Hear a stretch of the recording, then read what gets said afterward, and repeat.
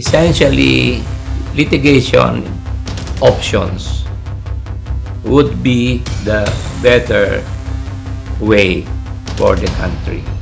Suportado ka namin dyan, former Solicitor General Francis Hardeleza ha. Tama lang na gawin ng Pilipinas ang lahat ng paraan para mabawi ang West Philippine Sea sa ganid na China ha. 7 taon na. Pero deadma pa din ang China. Ang tigas na mukha, walang pakiramdam. Kahit buong mundo na ang nagsasabing lumayas kayo sa West Philippine Sea. Senado, aprobahan na agad ang resolusyon ni Senator Risa Hontiveros para maging National West Philippine Sea Victory Day ang July 12. Panahon na para isapuso at ipadama ng pamilyang Pilipino ang suporta para mabawi ang mga isla ng West Philippine Sea na iligal na binakuran at kinamkam ng China. 80% ng mga Pilipino suportado na palakasin natin ang alyansa sa mga bansang may katulad na paniniwalang ipagtanggol ang kalayaan at soberanya ng Pilipinas sa West Philippine Sea. Nasa tama tayong landas. Hindi natin kailanman isusuko ang ating karapatan sa West Philippine Sea.